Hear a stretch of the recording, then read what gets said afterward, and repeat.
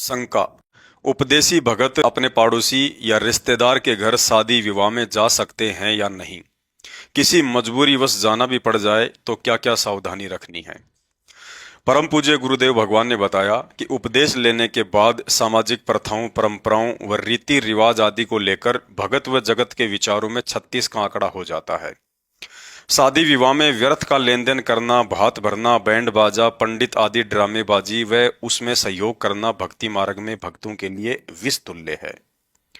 गुरुदेव भगवान ने बताया कि तीन लोक की सृष्टि ब्रह्मा विष्णु महेश जी से शुरू होती है, और जब इन तीनों देवताओं की शादी इनकी माता दुर्गा जी ने समुद्र मंथन के समय की, तो ना ही 7 फेरे दिलवाने के लिए कोई पंडित जी आया था, ना ही कोई भाती और बाराती आया था, ना ही कोई बैंड बाजा या डीजे बजाने वाला आया था, ना ही कोई हलवा पूड़ी और जलेबी बनाने वाला हलवाई आया था। अतः इससे स्पष्ट है कि वर्तमान में शादी विवाह के समय जितने भी आडंबर और पाखंड किए जाते हैं, यह मात्र लोक दिखावा है, जिसे समाज के धनी लोगों ने अपनी झूठी शानो शौकत समझ लिया कि शादी विवाह में जितना अधिक दहेज दिया जाएगा, जितने अधिक पकवान बनवाए जाएंगे या अन्य नकली सजावट पर जितना अधिक खर्चा किया जाएगा, समाज में उनकी उतनी ही इज्जत बढ़ेगी, लोग उनकी वाहवाही करेंगे। परंतु ज्ञानहीन धनी लोगों द्वारा शुरू की गई इस तरह की कुप्रथा आज 90% आम समाज के लिए दुख व कर्ज का मूल कारण बन चुकी है। एक सामान्य व्यक्ति भी उन आडंबरों को देख देखकर उतना नहीं तो मजबूरीवश थोड़ा बहुत अवश्य करता है, चाहे उसे कर्जा ही क्यों ना लेना पड़े।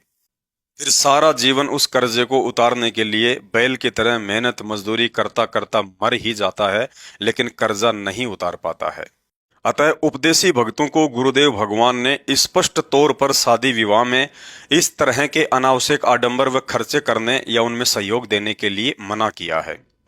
क्योंकि एक भगत का मुख्य टारगेट किसी भी कीमत पर मोक्ष प्राप्ति का होना चाहिए। उसके लिए जरूरी है कि चिंता मुक्त होकर ज्यादा से ज्यादा समय परमात्मा के सुमरण व आध्यात्मिक क्रियाओं को दिया जाए। इसके विपरीत यदि हम भक्ति करते करते भी इन व्यर्थ के सांसारिक चौंचलों में उलझे रहे कि इनका लेना है, उनको देना है, आज वहां शादी में जाना है, आज वहां इतना खर्चा हो जाएगा, इतना पैसा कहां से लाऊंगा, आज उसके बच्चे का जन्मदिन है, उसने हमारे बच्चे के जन्मदिन पर यह गिफ्ट दिया था, अब हमने भी देना पड़ेगा, शादी में जीजाजी क्यों नहीं आ रहे, उन्हें किस बात की नाराजगी है, चलो उन्हें मनाने चलते हैं,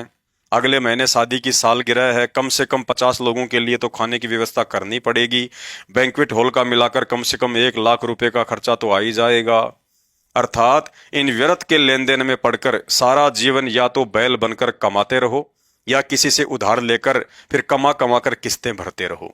और काल यही चाहता है कि इन आत्माओं को जो ये 50-60 वर्ष का मानव जीवन मिला है, इस अनमोल समय का सदुपयोग चिंता मुक्त होकर भक्ति ना करवाकर यूं ही लेन देन और तेरा मेरी के चक्कर में डालकर वापस 84 के फेरे में डाल दूं। भाई और बहनों, पिछले 28-30 वर्षों से सत्संगों के माध्यम से हमें इन दलदल रूपी सामाजिक कुप्रथाओं से बाहर निकालने के लिए गुरुदेव भगवान ने दिन रात एक कर रखी है। अब यदि उपदेशी होकर भी हम भाई बहन इन शादी विवाह, जन्मदिन, भात छूचक या व्यर्थ की परंपराओं से पीछे नहीं हटे या इन कार्यक्रमों में शामिल होकर यूं ही सहयोग करते रहे, तो हम लोग भक्ति नहीं बल्कि भक्ति करने का ढोंग कर रहे हैं, और गुरुदेव के साथ साथ खुद के साथ भी बहुत बड़ा धोखा कर रहे हैं, तथा इस धोखे की सजा फिर अगले जन्मों में गधा, कुत्ता, सूअर आदि बनकर असंख्य जन्मों तक भुगतनी पड़ेगी।